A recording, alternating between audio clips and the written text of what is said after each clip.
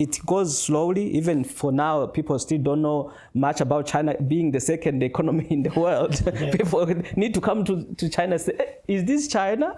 I'll go to Alfred first, because now we're having this Burundi Cultural Week here in China. Can you just tell us a bit more about this Cultural Week? Like, under what background has it been held? And what key activities can we expect? Yes, thank you very much for this question. We have organized the Culture Week under unique circumstances. This year, as you well know, 2026 has been a year designated as a year of people-to-people exchange between China and Africa. And also, this is the year we're celebrating 70 years of diplomatic relations between the People's Republic of China and the African continent. You know, the first country to establish diplomatic relations with China was Egypt in 1956. So now, from 56 to now, is 70 years. And most importantly also, Burundi is now assuring the presidency of the African Union.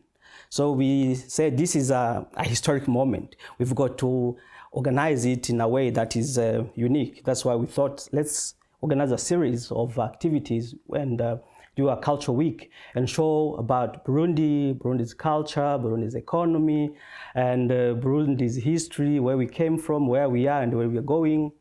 And of course, celebrate also, we are celebrating the 64th anniversary of Burundi's independence. So during this week, we have 4 major events. The first one that was held on 28th, the drums of Burundi, the sacred drums of Burundi. For people to know the Burundi, they have to see the drum, the historical significance. Professor will touch about it. And we also had to talk about the difficulties Burundi has had in the history, how the Burundi found solution, what medication the Burundi take to get healed, what we did yesterday, and found this mode of consensus of governing ourselves and include each other. That was the second activity. The third one, we had to organize an economic forum. People, if we have already established peace, what is next is to see what can we do, where can we invest, what tourism can we do, what are the opportunities, what are the sectors, what are the priorities of the Burundi government. That will be the third activity. And the fourth one, of course, is get together, celebrate with our Chinese friends the 64th anniversary of Burundi's independence. So that's the context under which we organize this Culture Week in Beijing. And this Cultural Week actually has brought Professor Elias with us. So this is your first time to China? Yes. To Beijing? Yes. How do you find it here so far? Wonderful. You've been enjoying yourself? Yes. But that's why, by the way, I'm learning some Chinese words. And it is wonderful for me. And I've also enjoying myself about this Cultural Week is because your delegation has brought the Royal Drums here to China, and they put on a wonderful performance last Sunday, actually. So can you just tell us a bit more about the Royal Drums, maybe from Burundi? Like, it was actually inscribed in as one of the world's intangible heritage, right? Yes. You know, drums in Burundi have very, very deep signification, because in a pre-colonial monarchy, the first monarch was there significantly because a drum was institutionalized. I explain why. You know, according to a myth, one of many myths, our first king was coming from the actual Tanzania, and when he came, he was installed. He was a seat on a small a small mountain, if I could say like this. Yeah. And they put the cow, skin cow. Skin cows, skin cow, and a snake. A snake, and then put tapes taps on the skin car. The skin car, you know, and the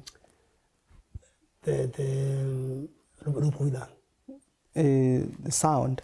Then the sound was like the one drums are doing now, and it was the first time that the drums were institutionalized, and it was the beginning of the drums. Yeah.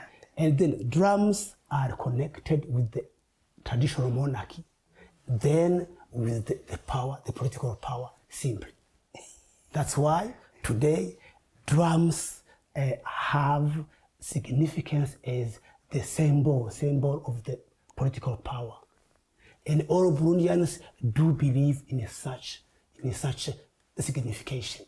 That's why in Burundi, drums are sacred indeed. And all Burundians believe in such a symbol.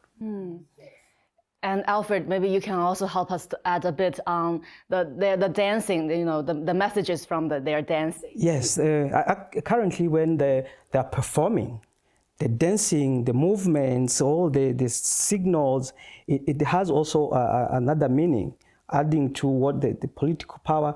Most of the dance would symbolize sometimes the victory after they have won, or the time when they are celebrating the umuganuro, when they have a major event. So all the movements they perform have sometimes like the warriors and putting the shield and the spears and the jump as if they have won over an enemy.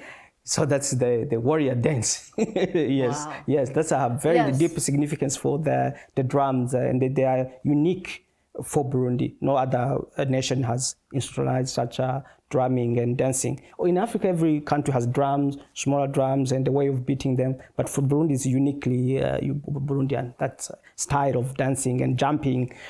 Some might jump up to 2 meters high, and the people would say, "How can somebody do something like that?" It's so much energy in it, and the power and the energy people have demonstrate when they are beating the drum, and the excitement it brings. Yes, you could feel in the room last time how much energy it brought when people are beating the Burundian drum. Yes. And Professor Elias, actually you also gave the Chinese audiences here a very interesting lecture about the consociational democracy model of Burundi. You can see, you know, when I try very hard to pronounce it because it's not that actually familiar with us. Can you just tell us a bit more on this democracy model? Yes, but before I deal with the consociative democracy, let me first show you how Burundi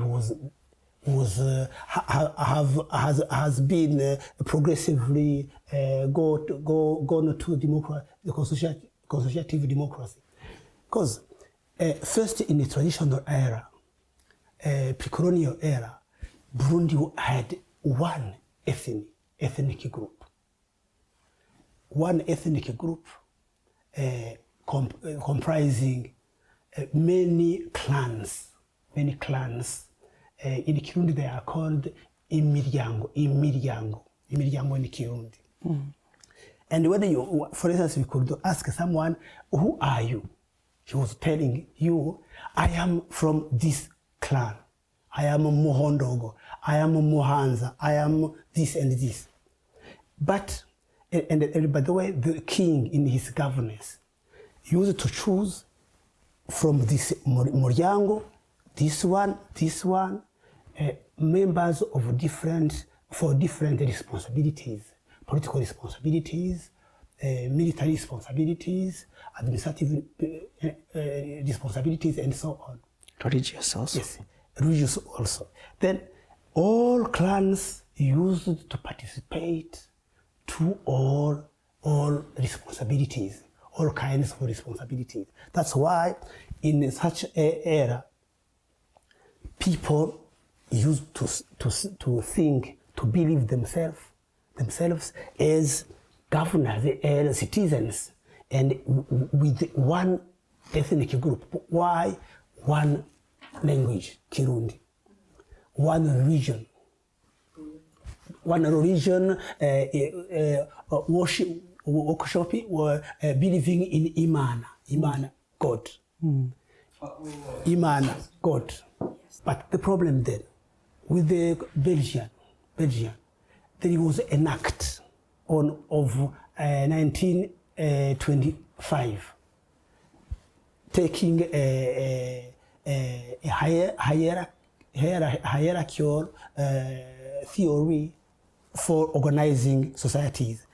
They came and said, Tutsi, Hutu, Ganwa, Tutsi must be high-class ethnic. Hutu and Etwa low-class ethnic. But before, someone could be Hutu, could be Tutsi, could be Twa. It didn't have any sense, because, for instance, one clan could comprise many, both Hutu and Tutsi, or both Ganwa and Tutsi, and or both Hutu and Twa, both Tutsi and Twa, and so on. Then, to be Hutu, to be Tutsi, didn't say anything for people. Yeah, I think this sounds to me, it's like another kind of apartheid, right? Apartheid in South Africa. Yeah, that one is between white and black. But this is created. But the problem is this: people who have did such a section started to believe that they are superior. People who were excluded from that section started to believe that they are inferior. And at the independence, because of colonial system, of course, they try to divide Hutu Tutsi. And for instance, after the independence, the first crisis we had, they killed Rwagasore, the prime minister. And they manipulated people not to accept a Hutu as able to replace the Rwagasore, although they were from the same party. Progressively, we had wars, civil wars, 1605, 1609, 72, 88, 93, and as far as those civil wars were progressively killing people throughout the whole country, ethnicity was there artificially created. Then, let me talk about consortial democracy. Now we can see it's very hard for you to achieve the current stability and peace, right? Yeah, what is the magic trick there? With democracy in 1993, it was a majoritarian democracy. It could not work because ethnicity was there. People were believing themselves not as Burundian, but as Hutu, as Tutsi, as Twa. That's why we had a very, very horrible civil war from 1993 to 2000 with the Arusha agreement, peace agreement. Then with the consortial democracy, consortiative democracy, they say, Burundians, this is our problem. We used to be the same people. See, Hutus have been excluded from the colonialization. Then let us see around the table, with the help, with the mediation of late President Nyerere from Tanzania. After him, Nelson Mandela, when Nyerere passed away, Mandela went on. Then they put quotas. Hutu take 60% in the political institutions. National Assembly. Hutu 60%. Tutsi 40%.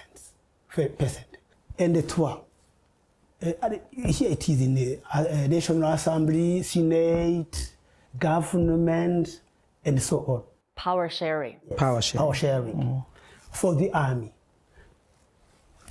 half and half Hutu, half Tutsi.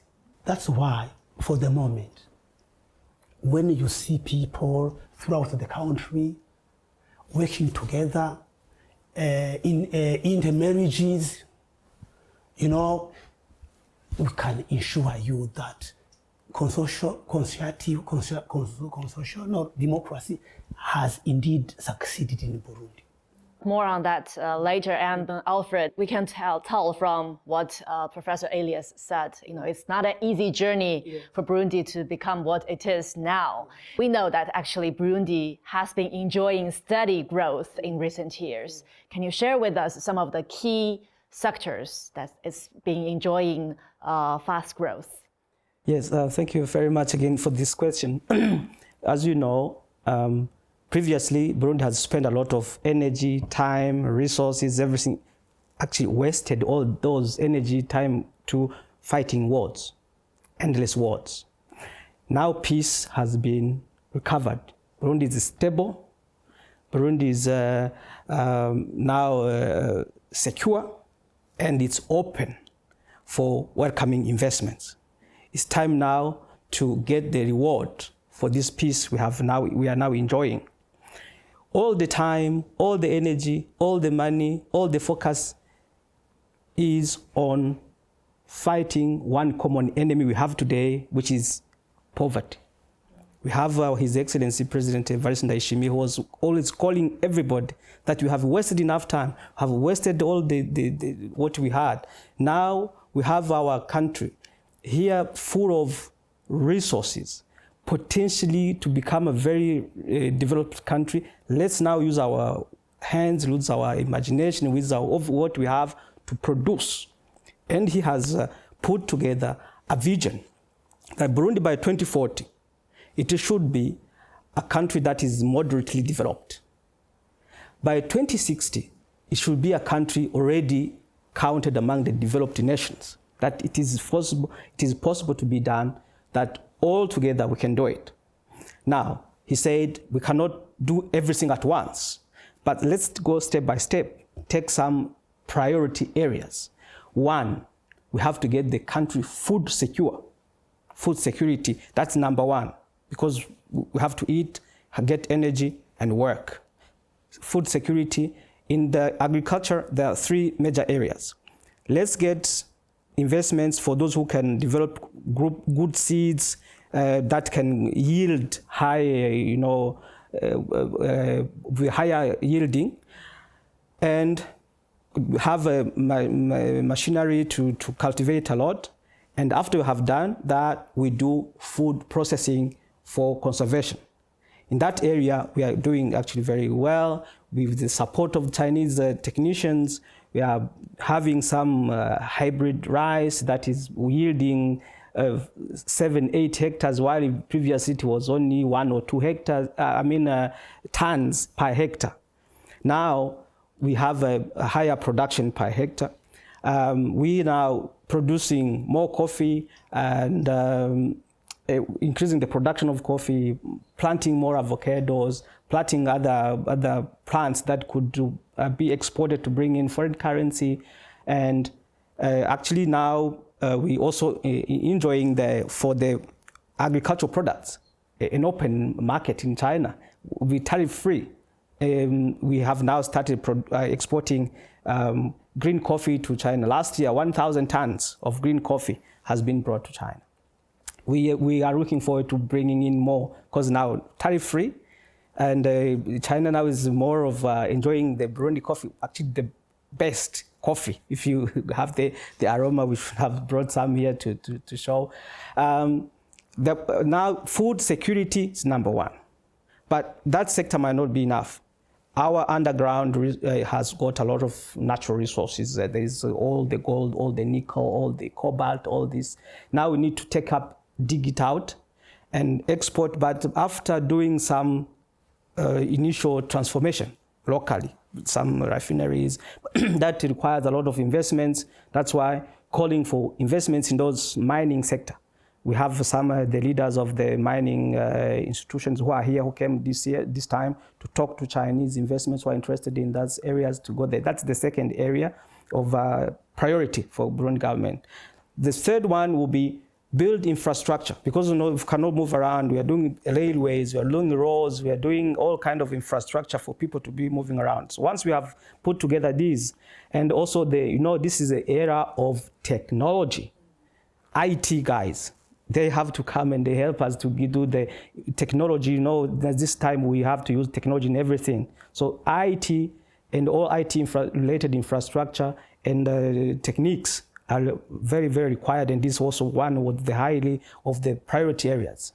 This is linked to the education and talent formation, which is part of the 3 areas that China and Africa have agreed to work on, starting from the meeting that was taking place in Johannesburg.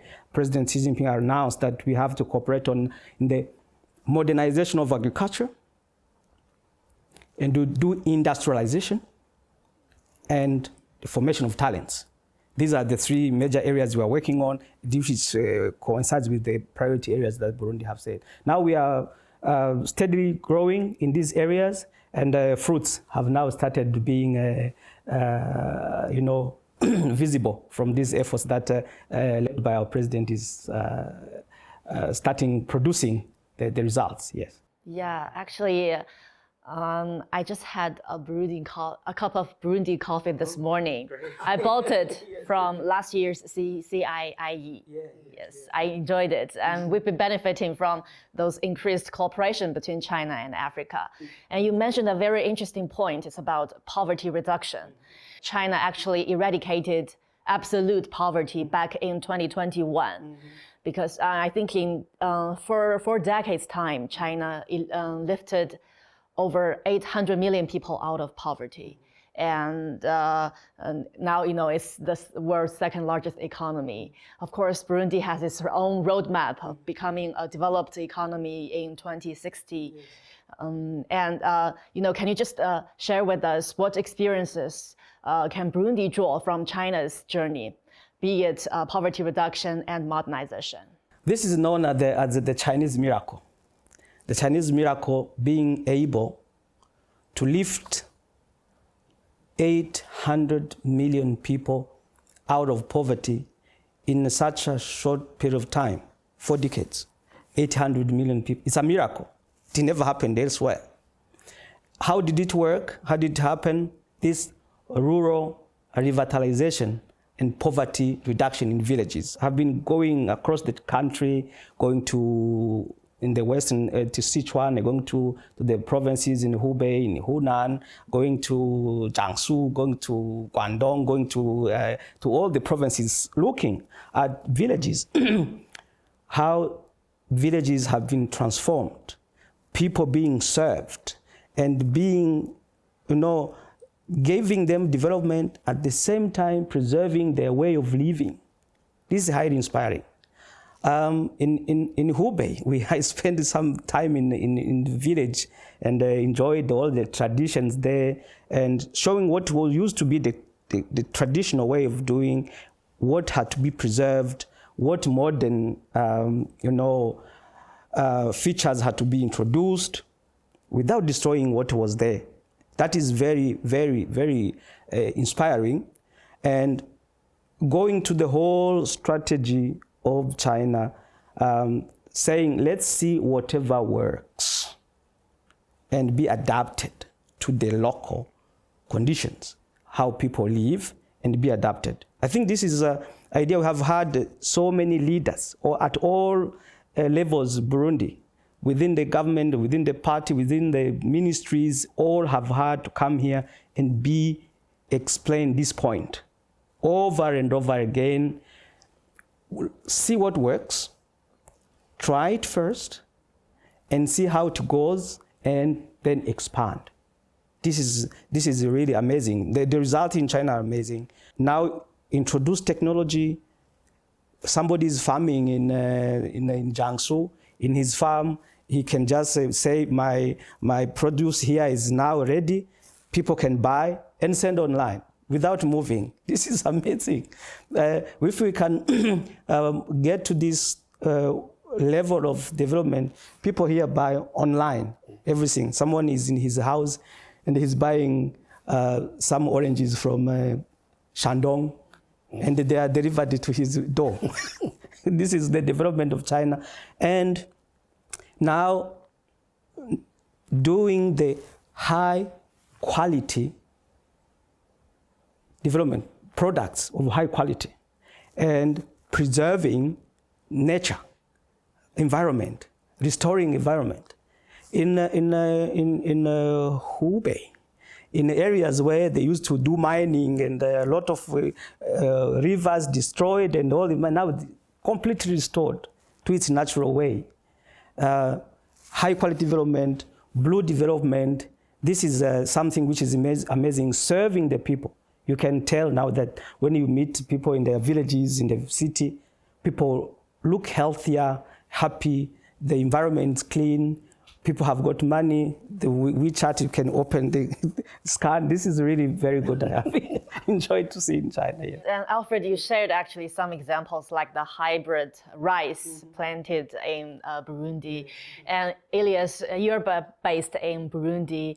I just want you to share your first-hand experience, like what you've witnessed of China-Burundi cooperation in recent years. I know China is actually upgrading the Bujumbura International Airport, right? You came from there. Yeah. Examples like that. There are many examples, For instance, even when you go, when they are building some infrastructure, you see Chinese people there. If you go even the industry dealing with the agriculture, fertilizers, for me, we see it is the cooperation between China and Burundi. At university, I have already told about Institute Confucius Institute that teaches Chinese. Then cooperation between the Burundi and China is visible in many sectors. Then every Burundian does know that China is very important in the cooperation with their country. And back to Burundi's role, especially in regional peace. So can you just share a bit more on that? Like after such a long journey, Burundi is being restored to its own stability and peace, and now it's been spreading its role experience to other countries. I think it is if different partners could help both Burundi and other countries with similar problems, Burundi could indeed help. Burundi's model could help other countries like DRC, for instance. Yes. Okay. Yeah. So Burundi now are participating in actually the restoration and peacekeeping missions around many countries. One of them, Somalia, Central African Republic, some police in Darfur, Sudan, as well as some other areas like in Haiti. They did send some police there. So they are appreciated. Wherever they go, they demonstrate such high professionalism in their work that when they leave, the people still say, no, we wanted to stay, but they just help, and then when that local area has stabilized, so they return to Burundi to do their usual job in Burundi. So they are very professional where they are, and they're highly appreciated whenever they have been serving. Yes. Alfred, you've shared your observations on China's poverty reduction efforts and modernization efforts. I think China can be what it is now without the leadership of the Communist Party of China, of course. So actually, under the leadership of CPC, China has undergone tremendous transformation and development. I just want you to share some of your takeaways from the CPC's governance The party has also been inviting the leaders from Burundi to share what is at the heart of its governance: serving the people, uplifting the people. That's what it said. From 1949, the party has established the People's Republic of China. The word is the people, putting central the people. And I used to go to the great hall of the people here during the CPCCC, the 2 sessions, where people come and gather around this party, and all sections of the population give their views and what they want for the country. Party listening to all the section of the people and taking into account and actually drawing from what the people want, and actually go and do that. That's what all other governing parties should be doing, because it's there.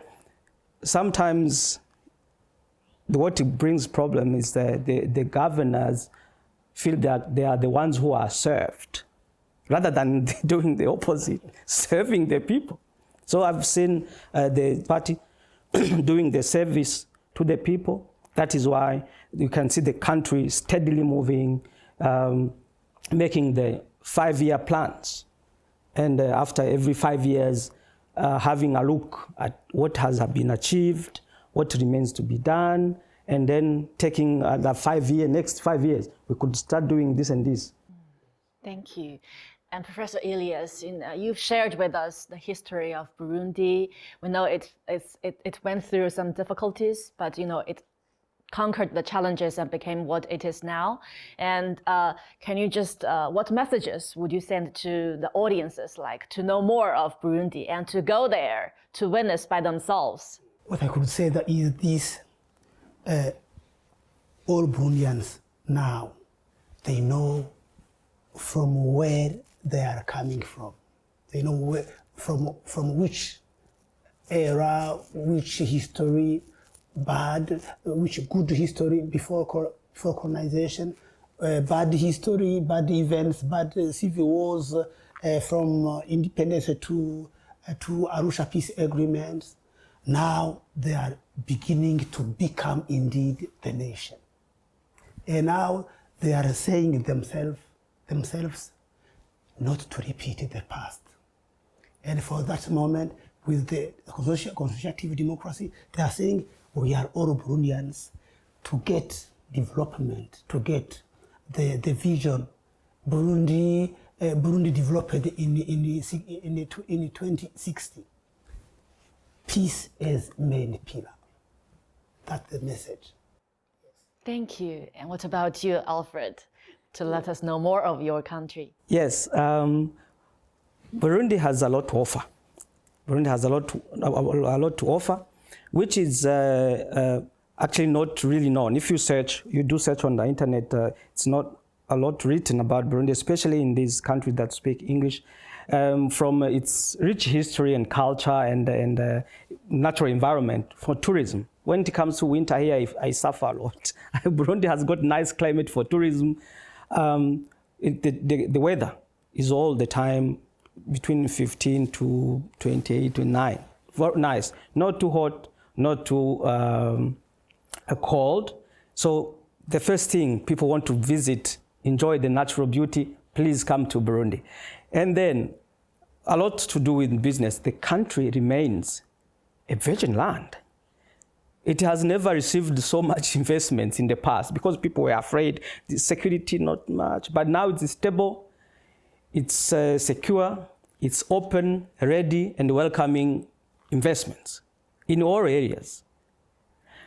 The country is locally, strategically located.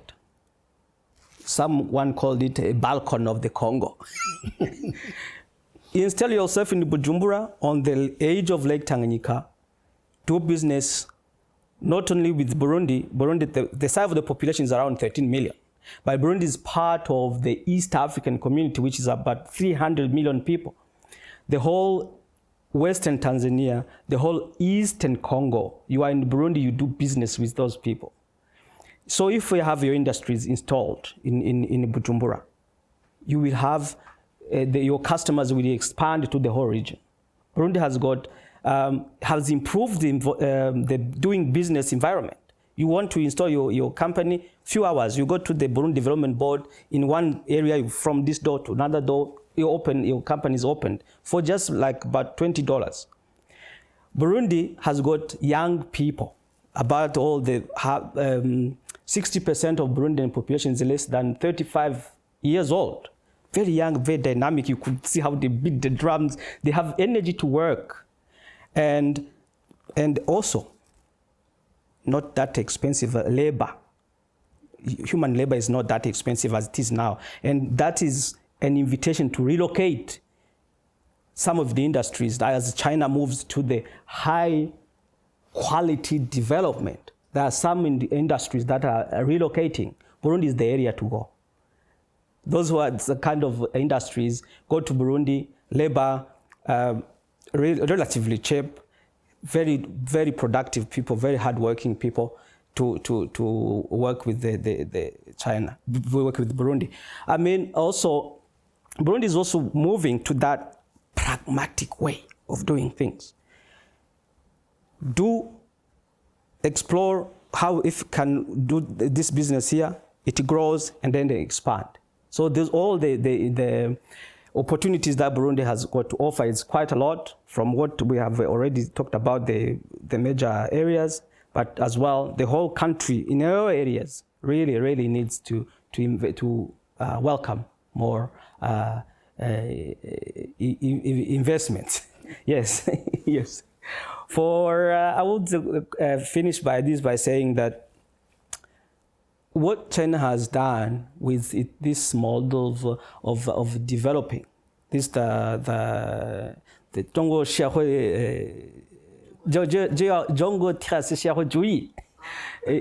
remains really a remarkable way of doing things from the leaders, the Deng Xiaoping, who tell people to experiment first, see how it goes in different areas, and then expand. Really, it has done wonderful things. That's where the whole miracle of China comes from. This is CGTN Radio. Hear the difference.